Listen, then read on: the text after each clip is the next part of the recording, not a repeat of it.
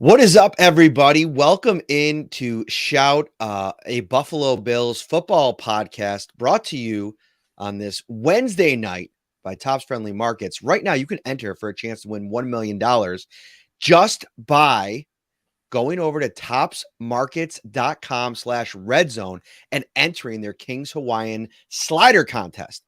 Each week, Kings Hawaiian is pitting two city sliders against each other in the ultimate showdown, and you get to help decide the winner.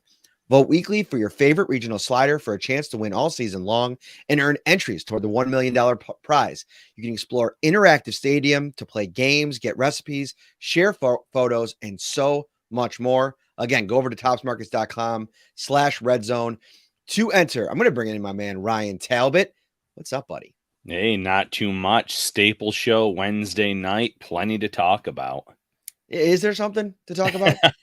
Nothing's been going on this week, right, Ryan? There's no reason why we should have done a show probably sooner than this. I had to apologize. I've been really, really busy the last couple of days. I really wanted to launch that secondary show post Sunday edition, audio only. It just kind of kept getting pushed back, and obviously the Josh Allen hysteria and kind of covering all of that the last couple of days on the news side of things has kind of pushed it back. And then I got to the point where there's so much out there. I wanted a real clear picture of the situation before we podcasted and talked about what was going on. And I think we're as clear as we're going to get on that at this point here at 7:30 on Wednesday night. We're going to dive into that tonight. And I know, Ryan, I started getting text messages on Monday, DMs about Josh Allen and some of the rumors that were starting to circulate the morning after the Jets game. And, things were going around about like season ending injuries. I had family members texting my wife who was texting me. And it's like, whoa. Where are we going? Where are we getting this from? And obviously, whenever like a, quarterback, their elbow, their arm, their wrist, their shoulder, anything involved there, I get the kind of hysterics of it all. But I kind of think it was just more of a wait and see and see where we land here. And what we can surmise at this point is the most clear report out there came from two people, Ian Rappaport and Chris Mortensen. It is reportedly a sprained UCL in the right throwing elbow. That's according to Ian Rappaport. Chris Mortensen said, added to the report as well. Sean McDermott today said that he is going to take it one day at a time. He's day to day, which, Ryan, just in and of itself, right there, the day to day moniker as opposed to the week to week moniker, that's a really big deal. He didn't practice today. He was out there at the end, and we saw him walk through the facility to go into the building after practice. He did not speak to the media. He has not done the Kyle Brandt podcast. So that's about where we are here. And I think so far, so good. I think bullets have been dodged. But again, we still need kind of some more intel here. Yeah, and Sean McDermott is not one to sit down and give you the details word for word on what's happening, the timeline. Part of him, I think, likes to keep things vague, keep opposing teams on their toes. They could keep Josh Allen listed as questionable all week, on Friday on the designation, and then maybe wait until the last minute to make a coin flip decision either way. If he's going to play in this one, they could do it again next week too. Obviously not thrilled with the injury that Josh Allen has, but in terms of what we know about Sean McDermott from his tenure with this team, that was right up his alley today. Day to day, don't want to talk about the specifics, giving you about the least amount of information that you could possibly want on such an important matter. But you're right, from the hysteria of Sunday night, Monday, what's going on with his arm, Tommy John surgery, this, that, and the other, season ending. That, those rumors, they just snowball, Matt. Someone starts something and then it takes off from there.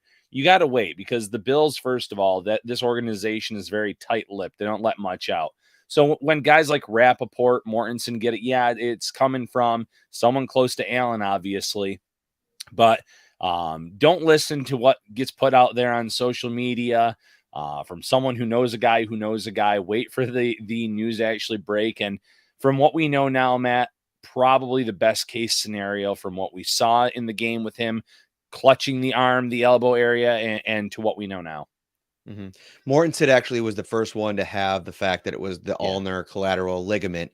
Wanted to clarify that, give him that proper credit. And then Rappaport came out a day later on Tuesday with a little bit more of the details and thought it was going to be something that, Allen was going to be able to work through. And if you go back to 2018, his rookie season, in that Houston Texan game, it was a UCL injury as well, a slight tear, which is what it is reportedly believed to be again here. And Stephania Bell, I put out a story on Tuesday, I believe, maybe actually Monday. That was the Monday story where, she said, looking at the mechanism of the injury, where Josh Allen's forearm was hit as he prepared to throw, it fits the UCL. But before everyone panics, let's wait and see what the details are. There are a range of outcomes depending on severity and functionality. And I know a lot of people, when this first happened and people start throwing around like Tommy John surgery and how that can potentially affect or play a part in this. By my recollection, and there might have been more, but the biggest like name to ever have Tommy John surgery and miss an extended period of time, I think, is Jake Delhomme.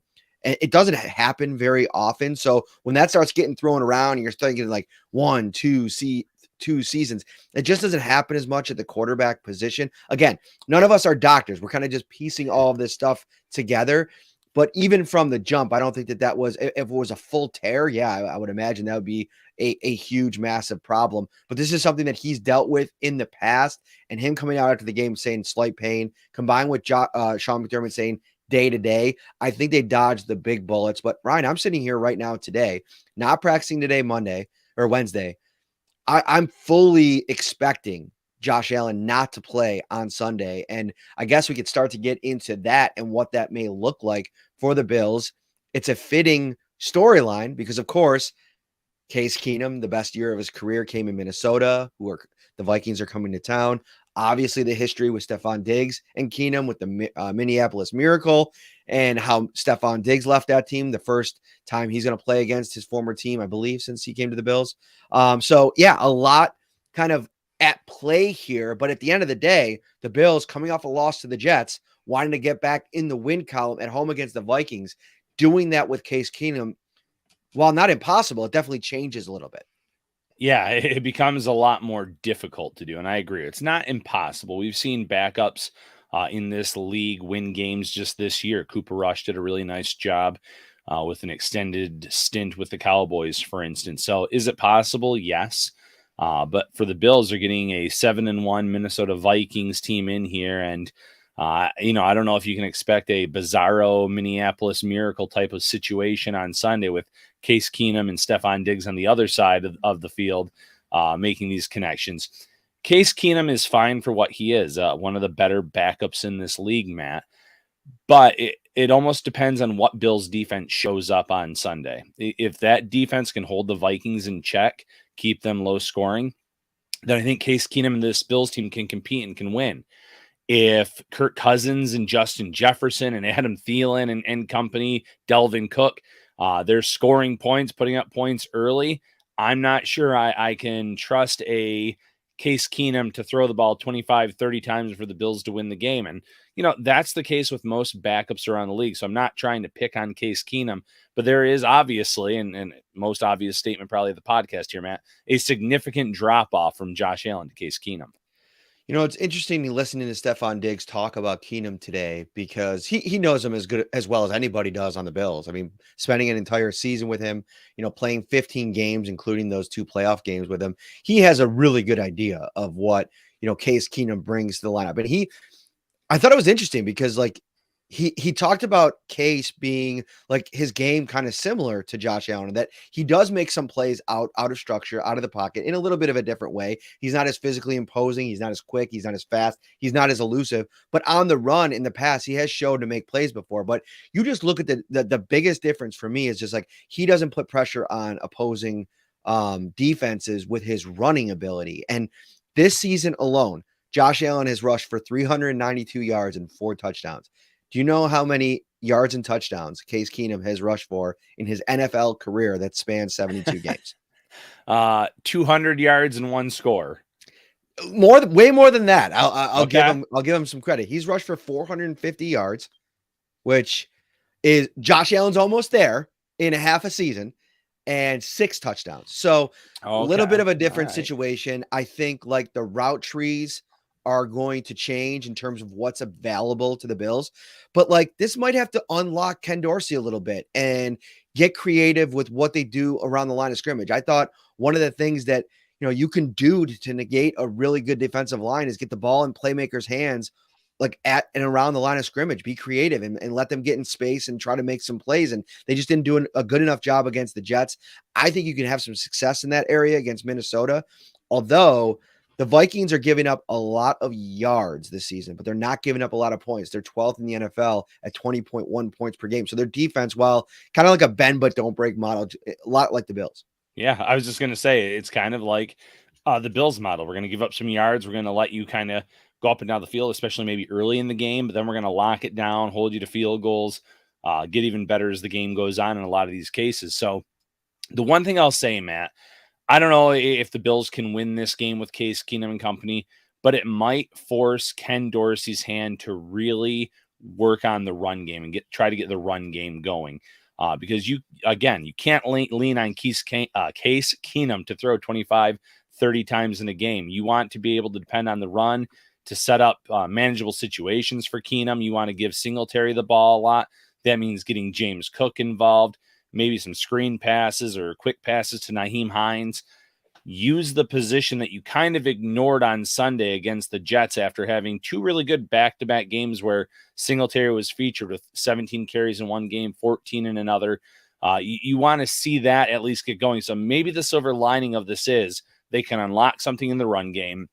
So when Allen comes back, whether it's and I don't want to sit here and say he's not playing on Sunday. You and I both are probably in the same ballpark of saying we don't think he'll play on Sunday, but we're not doctors. The team doctors are going to know what the best course of action is for him. If he doesn't play this week, maybe he comes back the following week, and I think that would be very good for him. As you can hear my puppy squeaking a toy in the background. That's great. Yeah, and actually, Diggs was kind of asked about that. Like, would you be surprised would it surprise you to see him out there on Sunday? And the question was, would it not surprise you to see him out there on Sunday? And Diggs was like, yeah. And he laughs, like almost like along the lines of what Sean McDermott was saying. This guy is an ultra competitor, and the Bills might have to be in a position, Ryan, to kind of protect him from himself, because you need him for every game. Like I think I just retweeted a tweet. The Bills have 23 touchdowns this season, and outside of a running score for James Cook in garbage time and Isaiah McKenzie jet sweep touchdown, Josh Allen has been a part of every touchdown score for the Bills this season, 23 of 25. So you can't overstate how important he is to this offense. But it's a situation where you want to make sure you get him right, especially for the really important stretch. You want to beat the Vikings. You want to beat the Browns. You want to beat the Lions on Thanksgiving. And I'm sure the NFL is like looking at this potential enormous catastrophe with him not playing on Thanksgiving as just exactly that. But then you got the Patriots, the Jets, the Dolphins. Those have become now, Ryan, must-win games because of what those teams are doing in the AFC East. The Patriots have some winnable games over the next couple of weeks. There are a couple games over 500. We all remember the hysteria that ensued after the win game in Buffalo last year against the Patriots. And that kind of thing can get things really dusted up with another, titanic matchup with the Jets. And then obviously the one that everybody's had circled, the Miami Dolphins, since that game down in South Florida in September. Yeah, listen, you want to win on Sunday against the 7-1 Vikings team. You want to stay in first place in the AFC and in the conference as a whole, if possible. But the long-term health of Josh Allen, first and foremost, is what matters the most. Having him healthy for the remainder of the 2022 season matters the most, more than just one game. So if he has to sit out 1 week to get right, or even 2 weeks, that's more important because, maybe they don't end up winning the number one seed in the conference, but that still puts them in a good spot to win the division. It still puts them in a good spot to have a deep playoff run and maybe come out of the AFC and be the representative in the Super Bowl. If Allen comes back too soon and gets hurt again and he's out for an extended period, you might have to kiss the playoffs goodbye, the number one seed, and obviously in the AFC goodbye. And that's a lot worse than maybe dropping one game here over the weekend. It's so interesting, the year-to-year dynamic of a team and their ability to stay healthy. I mean, so much has been made over the last couple of years about the Bills, really keeping a lot of their stars healthy. I mean, Tre'Davious White was the first big time injury, season ending injury that I feel like has popped up in the McDermott era, especially since they drafted Josh Allen. That's been like, a season to season type of injury. And you look at what's been going on this year, and obviously losing Micah Hyde for the year was this another titanic blow. Whatever's going on with Jordan Poyer right now, he didn't practice today. He's still listed as day-to-day. Again, that is a really good designation for him. I would venture to guess, without knowing the specifics, that you will see Jordan Poyer again this season. I know that there's been some talk about maybe him being out for the year or this being more of a serious injury. I mean, that dude is an absolute gamer. If there's any way that he could tape that arm on or at the elbow and get out there and play, I'd imagine that that's what's going to end up happening. And you're still seeing him, Ryan, around the team. Like he was out, doing that work, that activity that, when you look at guys that are like ruled out for the season, they tend to be pulled away from the team a little bit and doing more work off to the side. Like we didn't see Ike Butker for a while. We didn't see Tre White for a while. When Micah Hyde first got hurt, like he got pulled out of the whole situation. Right. Jordan Poyer was warming up before the game. He was out on the field again today, out of practice, talking to and joking to Brandon Beane. So I still think it's bright days ahead potentially there for Jordan Poyer. But right now he's not practicing, listed as day-to-day with that elbow. It's very well could be that he doesn't play again this week. If you think back to training camp, he was out for a little while there. Like it was a couple weeks before he was able to get back and practice again. Tremaine Edmonds didn't practice today. He's been dealing with a heel. As a matter of fact, so much on the Case Keenum thing today. Make sure that is still the injury. Look at that. So doing some research on the fly here. Tremaine Edmonds' groin is added to the mix, which is not a good sign. So we could, Bills fans could go from Matt Milano missing last week. He returned to practice today, and you'd imagine his status probably improves over the course of the week to maybe potentially playing against the Minnesota Vikings now without the other linebacker, maybe if he's not able to get back. Yeah, it's been quite the laundry list for injuries this year, and that's the nature of the NFL. I don't want to say Bills fans have been spoiled, but in a way they have been. The past few years, this team has been the healthiest or among the healthiest in the league. The injury reports have been very short. There haven't been many significant injuries. You mentioned it. Tre White was the first big significant injury of this Bills team that was contending for a Super Bowl since like that 2020 season. So you lose White on Thanksgiving last year, but they're still relatively healthy the rest of the season. This year, though, they're missing guys left and right and key players at that.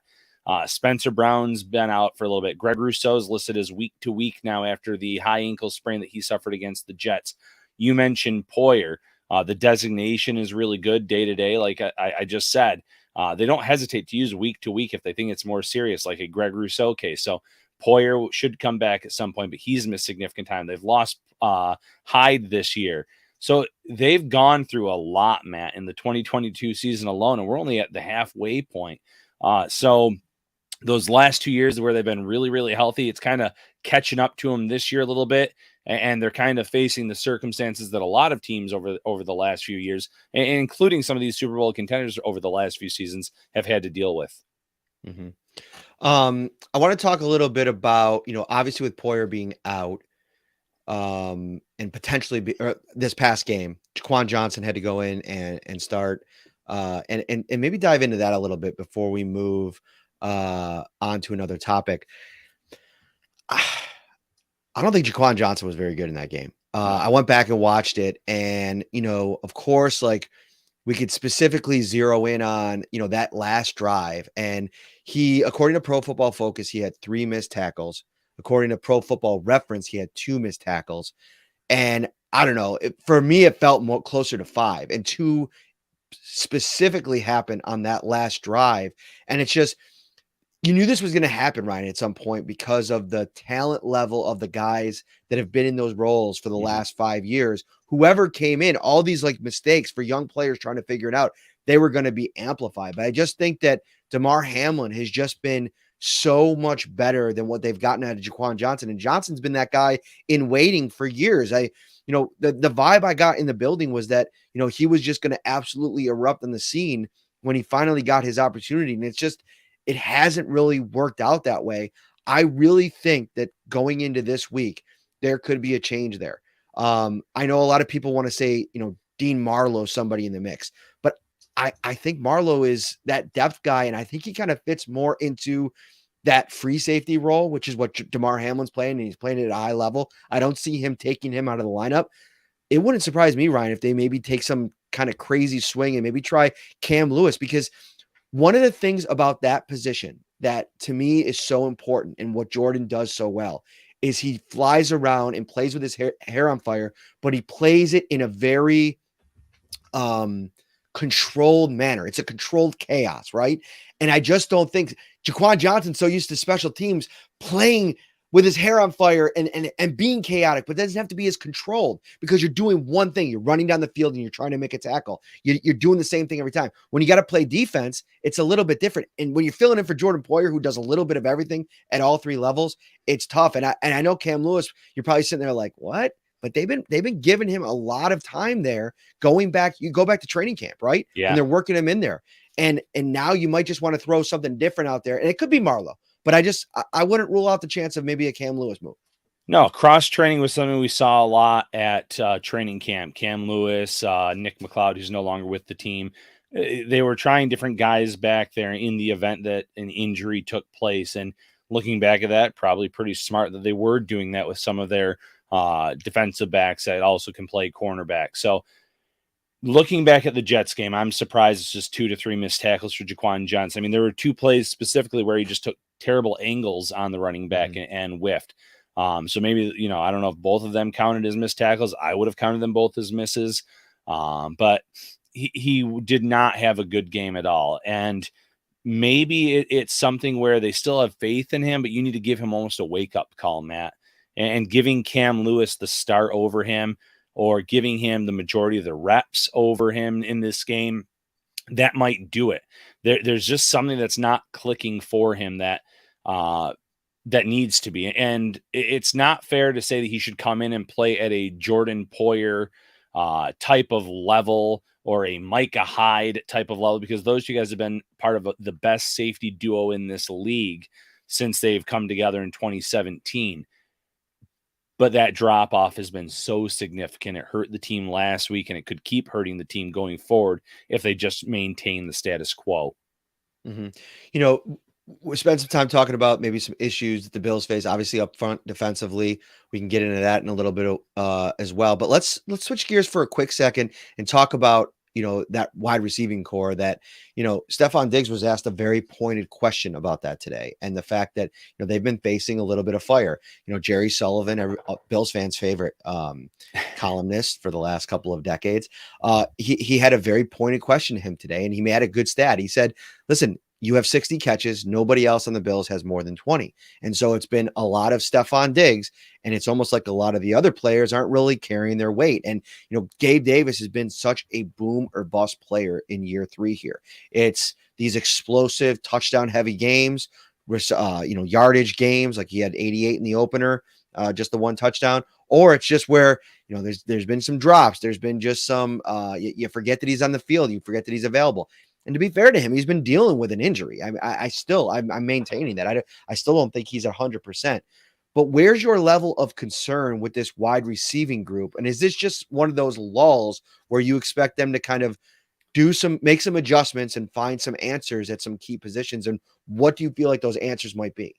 Yeah, I do have a level of concern because of the inconsistency of Gabe Davis, the ineffectiveness of the slot receivers this year. I spoke to it on Sunday.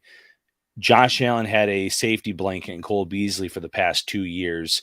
And Beasley was great at what he had to do: sit down, pick up 6-7 yards, move the chains. There are things that Isaiah McKenzie does very well. He has more speed than Beasley. He can kind of go across the field more like he did in that Patriots game in man-to-man, but he's still kind of learning the ropes at that slot position, because this is his first full year of where he's supposed to be the guy.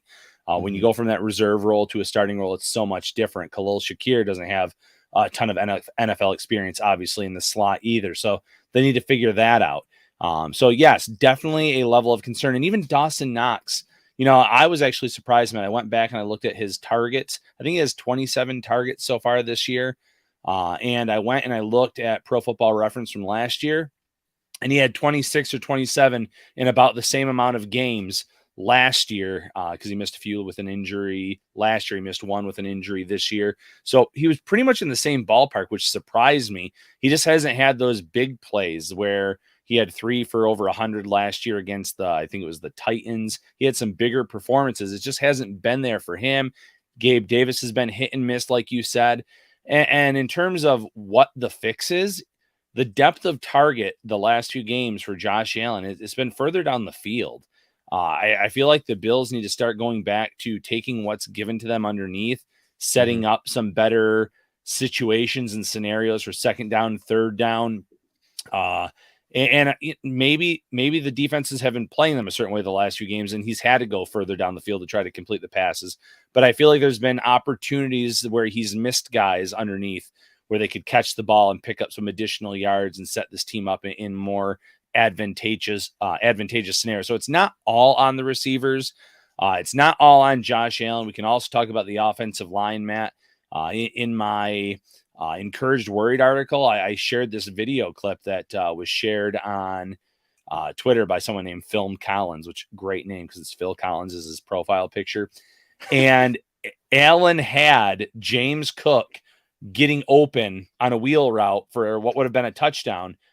But by the time he was getting ready to throw it, pressure was right there in his face. So if he had a half a second more, he saw Cook open, he would have thrown it in there. It would have been an easy score. It's just that pressure got to him in the pocket. So it's a combination of a few little things that the Bills have to go to the drawing board and figure out. Ryan is on fire, and excellent takes come from Ryan Talbot on a weekly basis here on the Shout podcast. I gotta give myself some demerits because I was way off on something, and we can kind of dive in on this. And for things that I'm always quick to pat myself on the back with my Jets take from March, but I got to give myself demerits here for my Isaiah McKenzie take because thinking about this. Going back to the offseason and projecting him into this slot role, I didn't really take into consideration how important what Cole Beasley did, how he won, and how that differed from what Isaiah McKenzie has done in his best moments as a receiver. Isaiah McKenzie wins, Ryan. If you go back and watch that Dolphins game in 20 or that Patriots game last year, he's winning on 15, 20, 25-yard crossers down the field. He's winning with his speed. He's not winning with his creativity off the line of scrimmage. And I think that's what they really need right now. And, I was so quick to, discount what Jamison Crowder's role could be in this offense. Like I was one of the first people to kind of jump off of that train early in training camp when he wasn't available. And obviously we're at a point now where he's not available again. So maybe I was onto something with that particular player, but what he potentially could bring, they have to find that. And I think where they're hoping to find that, I saw some comments in here, Sarah on YouTube saying that she'd like to see a little bit more out of Shakir in the slot. And that's fine. I think you should give him more opportunities. But as we've heard from the Bills, they're still waiting for him to develop in a lot of areas. It's one of the reasons they're putting Nyheim Hines at punt returner and saying Khalil just focused on working on receiver. So I think the most immediate type of adjustment that they can make is seeing how much they can get out of Hines as a slot receiver right away. Because right now, if you take those 3 players, Hines, Shakir, and McKenzie, just right now, maybe not 6 games from now or 6 weeks from now, but if you're talking about the ability to win, get separation immediately and be a safety valve for Josh Allen, Hines to me is somebody that I think might be in the lead and maybe just by a little bit, but enough to give it a chance. The problem is now Ryan Talbot, Josh Allen's not practicing. Right. Nyheim Hines just got to the Bills. So now you're not only you have this whole situation with the elbow with Josh Allen, but you're also not allowing your new toy, your new weapon to get those very important practice reps in with Josh Allen. That's another kind of very, very side piece of this that has to be a little bit demoralizing for them as they try to work him into the situation. Yeah, it's definitely demoralizing. There was one play last week where Allen went to Hines and Hines was open. He just didn't put enough air on the ball, and it was too far out of his reach despite Hines trying to lay out for it. I feel like it might have been the play that Allen ended up scrambling and taking off and maybe scoring his first touchdown or getting actually to the 1 yard line because they ruled him down. He was looking Hines' way on that route too. So they were trying to work on that rapport in live in game, but that's so hard to do when you've only had like one practice, two practices together. So now they're going to miss out on that time as well. You can only hope that Case Keenum can get some reps with him this week if he's going to be the quarterback that plays on Sunday, figuring out the best way to get him the ball to utilize him. Using him as a slot receiver, Matt, would be a great idea. Very good route runner, very fast. If you can get the ball in his hands and let him try to do the rest of the work, I think it could really pay off for this Bills team that is really missing a valuable contributor from the slot. Khalil Shakir, as you mentioned, it's a lot on a player's plate when they first come into this league to just go out there and say, hey, you're a fifth round guy, go out there in one of the best offenses in the league and pick up and play at a rate that a Cole Beasley was playing at for us for a few years. It just doesn't happen. And then, oh, by the way, up until that Hines trade, we're also going to have you back there on punt returns. It's a lot of work for a young guy. By week 14, 15, 16, could I see him being more heavily involved in the offense? Yes, because then you're going to know all the nuances. You're going to know about the audibles that could get called up at the line. You're going to play with a lot of confidence. You're not going to second guess yourself. So I think it's going to come with time for Shakir. Isaiah McKenzie, you play to his strengths. I like that they gave him the end around for a score in this past game. That's what he was known for the past few years. So get your playmakers in there and get them the ball so that way they can be utilized in the proper manner.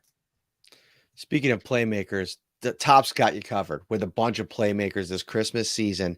Check out the Christmas bonus program. It is the season to save on groceries, and all of your favorite holiday gifts and Christmas bonus is underway at Top's Friendly Market. Shop at Top's and save $10 at all of your other favorite stores and restaurants. With over 25 gift cards to choose from, there's something for everybody on your list. And don't forget to treat yourself to some extra savings too. Save on great gifts like toys, games from GameStop or Toys R Us at Macy's, great family dining at Applebee's or Buffalo Wild Wings, that new big screen TV you've been wanting from Best Buy, and so much more just by shopping at Topps. Be Santa's biggest little helper with Christmas bonus from Topps. For a complete list of available gift card savings, visit topsmarkets.com/Christmas bonus.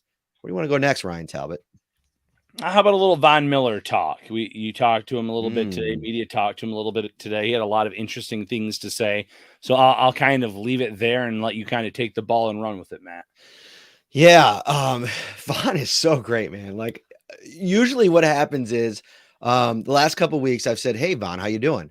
Just right at the beginning of his scrum. And he just goes on a little tangent. I think we might have gotten asked a question today, but 6-7 minutes later, it's just like the media doesn't even have to do any work. You can kind of just like punch in for the day, put your feet up at the desk and just let Von be Von and do what he does. And, you know, he's great. He really just takes you through all of, what's going on inside the building. He mentioned the fact that he was actually surprised on Monday. He was on his Twitch stream and playing some video games, and people were like blowing him up about what was going on with Josh Allen. And he's like, wait, what's wrong with Josh Allen? Because he was just at his house apparently Sunday when they got back from New York. They all went over to a bunch of players went over to Josh Allen's house to debrief, talk about the game, maybe watch it back. I don't know the details of all that, but he was fine. He said he had no idea. Like he was really caught off guard.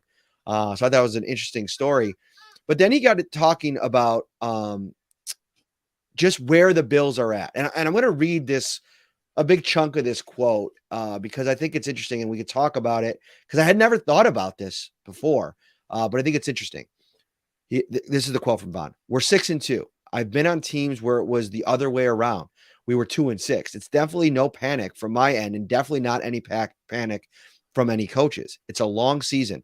We're right here at the halfway mark. We've just got to keep pushing. I reminded the guys of last year when I first got to the Los Angeles Rams. We were 7-1. Then we lost the next 3 games. From the outside world, the sky was falling. We lost a tough game to the Tennessee Titans. Blah, blah, blah, blah, blah. Let me get through here a little bit. I want to get to the point about they were still having the guys in the LA locker room we're still having Nerf gun fights. And I know they're famous for their Nerf gun fights. It's funny because the Bills, actually, side note here, they have these like, I don't know if they're like airsoft, like Nerf pellets or something, but they get after that in the locker room as well. Those are becoming like, apparently pretty common in NFL locker rooms. But he said nobody was pressing and doing more than they usually do. And Coach McVay took some of the load off of them. If I remember correctly, he gave us a little bit more time to ourselves, and it worked. We were able to rattle off some wins up to the last game of the season. We lost to the 49ers the last game of the season. I think the 49ers needed that game to get into the playoffs. If we won, we'd be the number 1 seed. If we lost, we'd be the number 4 seed, and we lost that game. We ended up being the number 4 seed, which is just a game longer to get to the Super Bowl. But I've always been a fan of like not being the number 1 seed, because when you're the number 1 seed, it kind of takes that stinger away. You're playing against a playoff team that played in the playoff game the week before while you had a bye, and we're just relaxing and getting your body right. It kind of takes that stinger off. And I think he's talking about like, if you're B and you're trying to sting someone, he hasn't really gone into that metaphor too much, but I'm putting the pieces together here on the fly. It's the shortest distance to the Super Bowl for sure, right? If you get the number 1 seed. So I'd like to say this: we're right where we need to be. I've been in this situation before, and I remind all of my teammates and everybody in there, let's just keep pushing. Interesting perspective from Vaughn, because from what we've been talking about, it's almost like at all costs, get that number 1 seed. But you don't think about that sometimes. Getting that number 1 seed, like the Tennessee Titans did last year, one and done. That's really something could be to that. There could be, and there's valid points to what Vaughn said, because you come out with a little bit of rust. You're going against a team that played the previous week and might come out firing on all cylinders.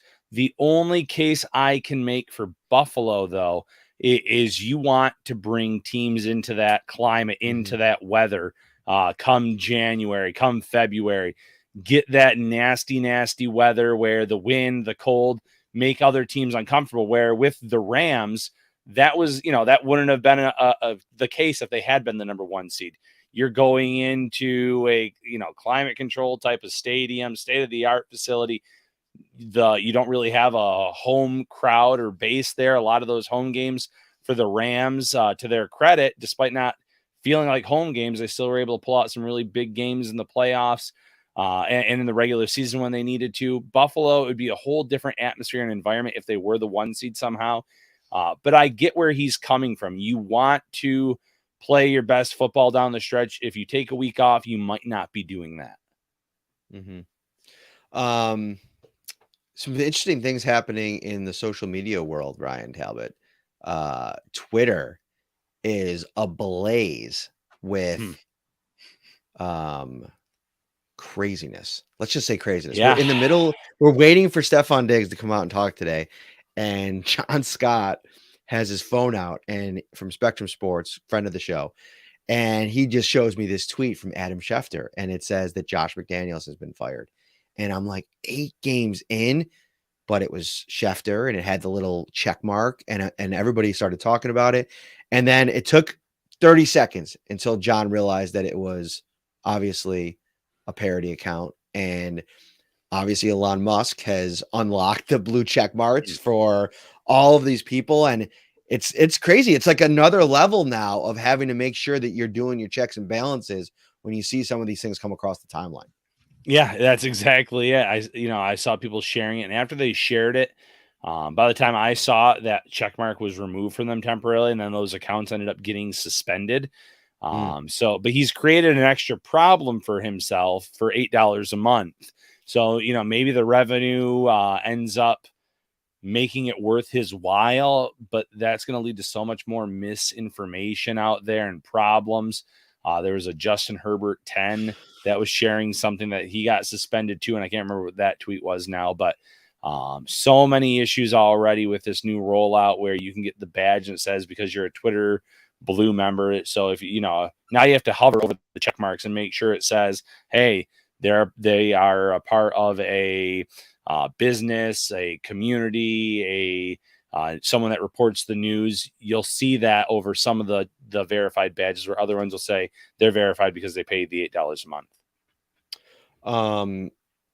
if you want deals, it's not $8 a month for a check mark, but Value Home Centers will give you deals all month long, every month, just by signing up for their text program. It's a rewards program that you can't beat. Text Value VALU to 80692. That signs you up for Value's text program, and you start saving even more right away. Receive exclusive coupons, see their weekly deal, and so much more at Value Home Centers. I want to talk a little bit about Tre White, Ryan. This is a good time to maybe segue a little bit. And if there's anything else you want us to cover, we'll be back on Friday with our early preview of Bills versus Vikings.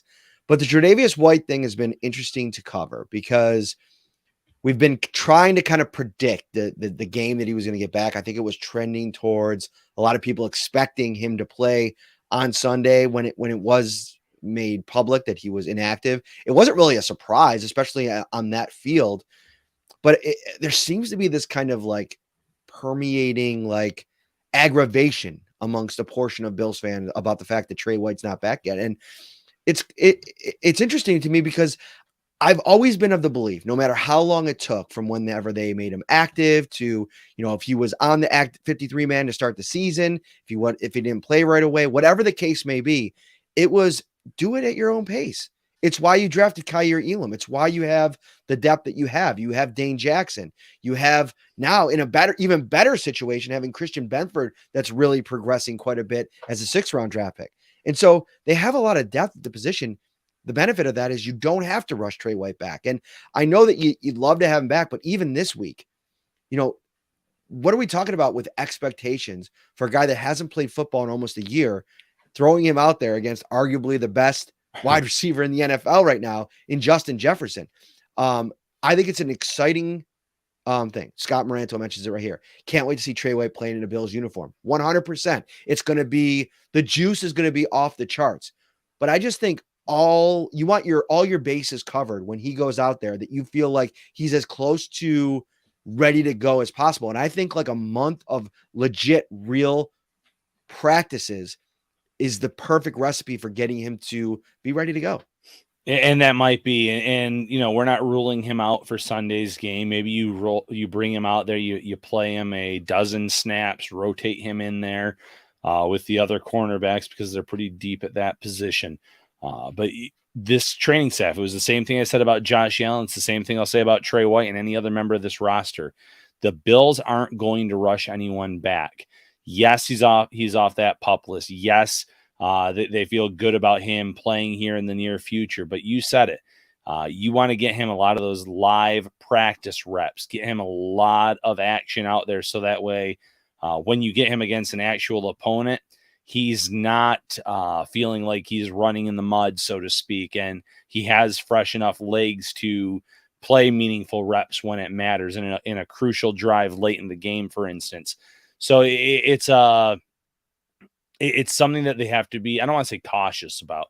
They have to be smart about, though, Matt. And this coaching staff, this training staff, they're going to do just that. So maybe he makes that debut against the Vikings. Maybe they hold off for another week or two until he has enough of those practice reps under his belt and they feel like, okay, this is the Tre White that we remember. This is someone that we're going to feel pretty good about rolling out there on Sunday in whatever game that is or whoever that matchup is. And he's going to be able to lock down a portion of the field when he's on the field. Mm-hmm. Spencer Brown limited with that ankle injury. I thought during the open portion of practice is the most I've seen him do since suffering that injury. So that's kind of something we'll track over the course of the week. Getting him back at the right tackle position, I think could help just from a continuity perspective. I think Quessenberry has been just fine, especially watching that game back. It wasn't great. I think they had some more issues on the interior. But somebody that we haven't talked about, Greg Rousseau, ankle injury, high ankle sprain. Sean McDermott giving him the week-to-week designation. So you're probably looking at the very least this week where he probably won't be able to play. And that, provides a really nice opportunity for some guys that just, it's hard to get, the snaps. I mean, if you're looking at, Shaq Lawson, who's kind of in the mix, AJ Epinesa now, and Boogie Basham, guys that have kind of been down on in the pecking order, this could be their chance to really earn some trust with the coaching staff. And this is a Miami or a Minnesota Vikings team that, from an offensive line perspective, Von Miller was trying to hand out their flowers today, but I don't know. It hasn't been great up front for the Vikings, and I think this could be a matchup where the Bills really can take advantage of that with their defensive line, who you got to think as a group 9 deep are not happy about the questions they've been having to answer over the last couple of days. Yeah, I think they're probably pretty sick of answering those questions. And to be fair to them, I think the biggest issue with their run defense on Sunday against the Jets was just poor tackling more than anything else. They had guys in the right spot, but they were just whiffing on tackles and Mm-hmm. in a lot of those situations. So maybe they come back, they bounce back this week against the Vikings across the board. As for Greg Rousseau being week to week, this provides a great opportunity for a young guy like Boogie Basham, where I felt like last year when he got on the field, which was, very sporadic, he was a healthy scratch a lot last year. I thought he made some plays. I thought he's made some plays this year when he's been given opportunities. Now you're going to see a more extended role for him with Rousseau out. AJ Epinesa, he's had some missed tackles, but he's also had some plays where he's really pushed the pocket, where he's been solid against the run. He recovered that fumble that Von Miller forced against the Jets. So he's had some moments. You can get him out there and get him some more reps too, to really analyze where he is and evaluate where he is at this point in his career. And then obviously Shaq Lawson, if you are concerned about the run defense, you want to get him in the mix as much as possible. He's always been solid against the run, Matt. He's a veteran presence on that line in that locker room that they can really lean on right now for however long Rousseau is out. If I were to tell you going into the season that we'd be sitting here November 9th, going into week 10, and Shaq Lawson is out snapping Boogie Basham. If I tell you that going into the season, what's your reaction to that? Oh, yeah, I don't know, because I guess it has to do with the depth, man. What about you? I'd have been surprised. I thought going into this, I always thought Shaq was going to be a potential lever that they could pull, but I thought that they were going to give every opportunity for Boogie Basham to find some, some footing, and it's tough because when you spend back-to-back second-round draft picks on a defensive end, and then on top of that, you throw in a first rounder, then you go pay Von Miller, and then you bring back a guy that played 60% of the snaps for you 2 years ago. It's a lot of, in the mix there that could, keep these guys down. But I just don't know that Boogie Basham has received the kind of opportunity to truly evaluate where he is. And to a degree, I think you could say the same thing for AJ Epinesa, but I think he's had a longer, runway to kind of make more of an impact. And so I just thought in year 2, we'd see more of Basham, and it just hasn't materialized. And he may be playing snaps on the inside. I haven't noticed it at a super high level. As a matter of fact, I haven't seen any of the ends really pop rushing from the inside or playing on the inside, other than maybe an occasional Greg Rousseau play, more so earlier in the season. So I'd have been surprised, to be honest. Yeah, and that's fair. And yeah, Rousseau from the inside made a few impact plays early in the year where he just kind of pushed a guard right in the backfield. Because of that size, that frame, the wingspan, he can do that. Boogie Basham, though, you're right. You spend a second-round pick on him. There's a lot of talk about how he was the more polished of the two defensive ends, which is fair because Rousseau was relatively inexperienced. They had the COVID year where he didn't play. But Basham has not had the opportunities that maybe some fans have anticipated from last year and going into this year as well. So it'll be interesting to see how the snap count plays out. Do they give one of those younger guys, especially a guy like Basham, an extended look, see if he can get going with more reps? I think it's the case, Matt, of any position. Because, I'm always sitting here beating the drum for Devin Singletary. Give him 12 to 15 to 17 carries. Let him get into a rhythm. I think there's something to be said about an edge rusher or a pass rusher like Boogie Basham, too. If you're bringing them out there 5%, 10% of the snaps, it's hard to get into a rhythm. Yeah, you might have a lot of juice when you're in there, but you're not going against the offensive tackles or the offensive linemen to try to figure out ways to beat them snap after snap. It's just anything else. The more reps that they get out there, the better that their chances are of making an impact play is. So hopefully Boogie Basham gets those opportunities starting on Sunday. Yeah. And, I also wonder how difficult it is that they really love the versatility piece for all their players. Like it's not only on the defensive line, like they like guys to be able to do multiple things for them. But like you see a guy like Von Miller who's so good on the left side, and you've seen some of his spectacular highlight reel plays this season have come rushing off of the left.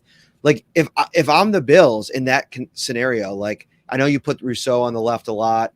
He's been pretty comfortable there, but I try to work up, and I don't have the snap share in front of me. Like most of the time I'm trying to think in my head when I kind of locate Boogie on a play, AJ on a play. They are usually on the right side. But that's something that, like, I know you want them to be versatile and be able to do things from both sides and play, left and right-handed.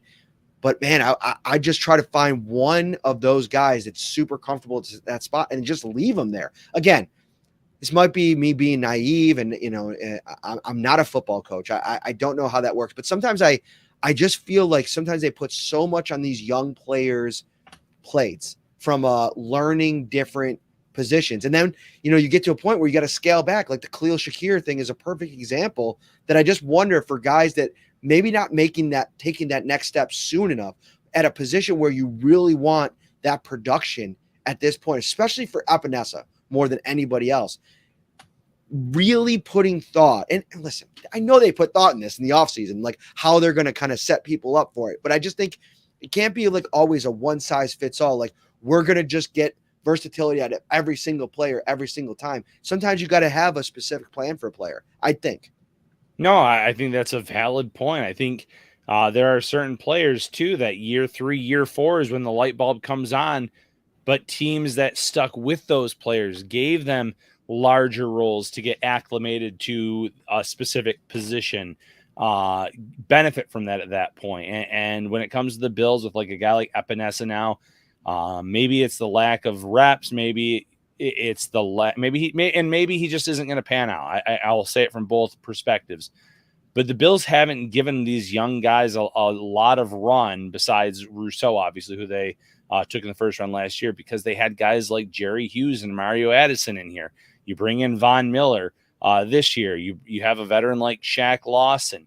It's going to cut into their reps. So until you give them extended looks and opportunities, you're not quite sure what they can and cannot do on a consistent basis. So maybe it'll be a silver lining that one of these young guys might be able to take advantage of those extra reps with Rousseau out, but time will tell. Time will tell, but I'll tell you what time won't tell. Oh, we got the super chat, the super sticker from our friend Sarah. Oh, sorry, I'm trying to put it in. Oh, I keep taking it out. AJ keeps putting it in, taking it out, putting it in, taking it out. Sarah, thank you so much. You've been a valued member of the chat today. Scott Moranto, thank you for helping her out. We appreciate the super chat as always, and we got to go to our other segment, Ryan. I forgot. Yeah. Every episode, I want to bring in our producer, Mr. AJ Chabalski. I said Chabalski. No, Chabalski. I like Chabalski every once in a while. Throw a little bit of a different vibe on there. Come on. Do either of you guys watch Brooklyn Nine-Nine or ever watch Brooklyn Nine-Nine? No. Okay. There's this one police officer who adopted his son, and his name was Nikolaj. And every time that Jake Peralta would try to say it, he would say it right, but he'd always get corrected. So that when you just said that, it reminded me exactly of that scene. So it's become a shtick, AJ, and like everybody's now, whenever your segment comes up, they're gonna just see if I could say your last name correctly. All right. Which is so funny because like I literally have to learn 90 names every year on a football team, and I usually say them all correctly, but for whatever reason I see your name come up on here and I want to say Chabalski. I don't know why.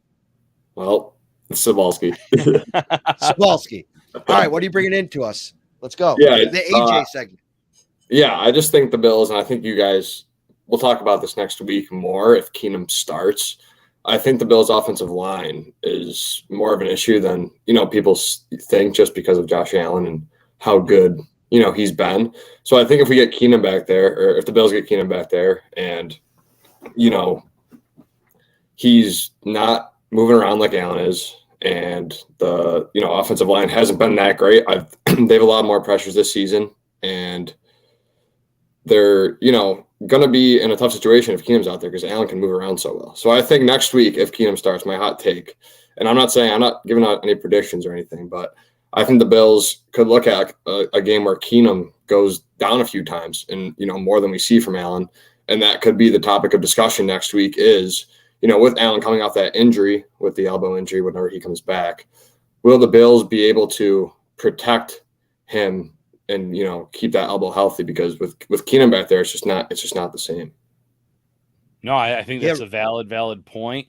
How many times, Matt, have we sat here on a Sunday or a Monday post game and said, Josh Allen was able to escape multiple sacks because of his athleticism, and take it 30, 40 yards downfield with his feet, or roll out and find a guy down the field. Case Keenum is not going to be able to do those things on at least a regular basis. He might be able to evade one or two guys here or there, but if the Bills let up multiple sacks in this game against a Vikings front seven, then there's going to be a lot of conversations about what do they have on this line. Obviously, I think there's a lot of confidence in a guy like Deion Dawkins and Mitch Morse. Roger Saffold has had ups and downs this year. He had a great block on Sauce Gardner on Allen's one touchdown run. He's been playing better football as of late. Same can be said for Ryan Bates, but same idea, up and down. Right tackle to me has been the biggest issue going into this year, with Spencer Brown missing a lot of time, the back procedure. He was not playing great football at the time of his injury. And then Questenberry had some bad plays last week as well. So I think it's going to shine a light on maybe some of the issues that they have. And Brandon Beane says it best. It's hard to find offensive linemen, especially this time of year.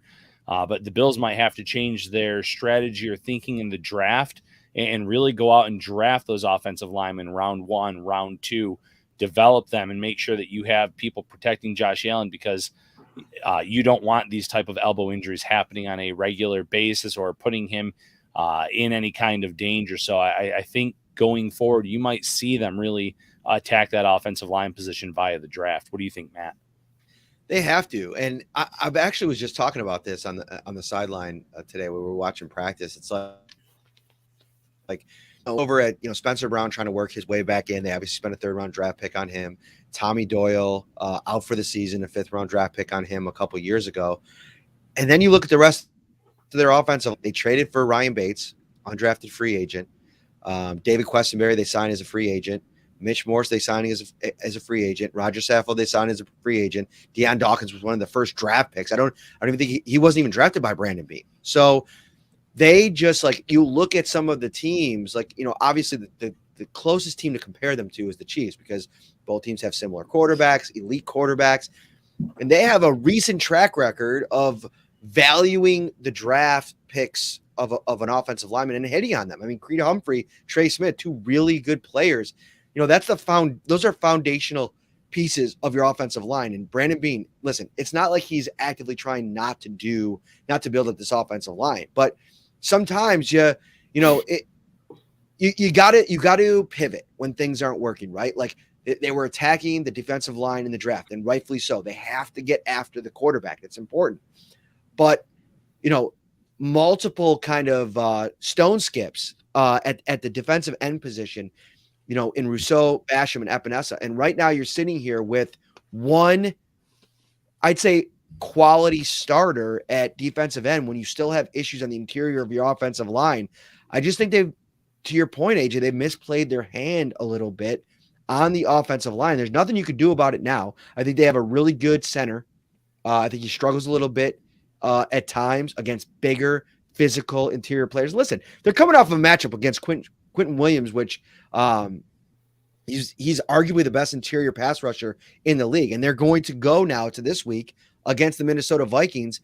Their number one pressure bringer is Zadarius Smith, who's going to be coming off the edge. 20 pressures, leads their team, 8.5 sacks. He's cooking. He's a really great player.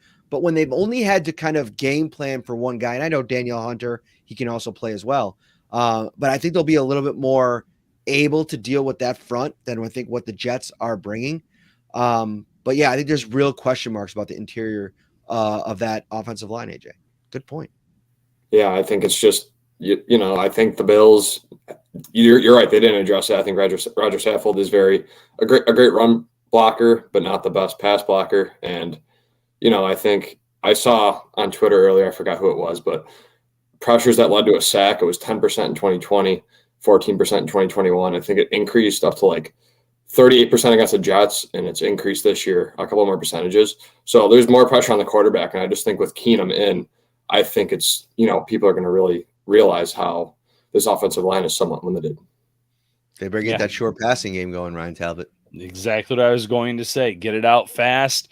Kind of follow that Zach Wilson model that the Jets used last week against the Bills. Get it out fast to your guys. Let them do the work. Avoid those hits.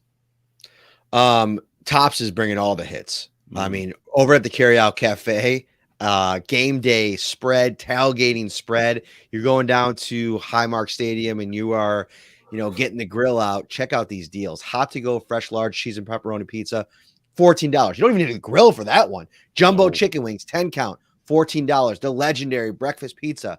You can get a large for $20.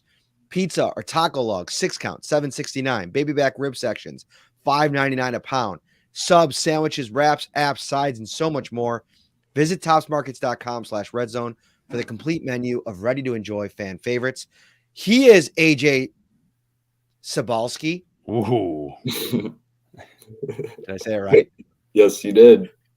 Bang! He is Ryan Talbot. I am Matt Parrino. We'll be right back on Friday. We'll preview the Vikings versus the Bills. Hopefully, we will be we'll have a little bit clearer of a picture on the quarterback situation. Yes, Roy Collins, I am going to be on the Hump Day hotline at 9:00. So if you want more Matt Parrino, I will be there in about 25 minutes. We'll see you guys very soon. Take care, everybody.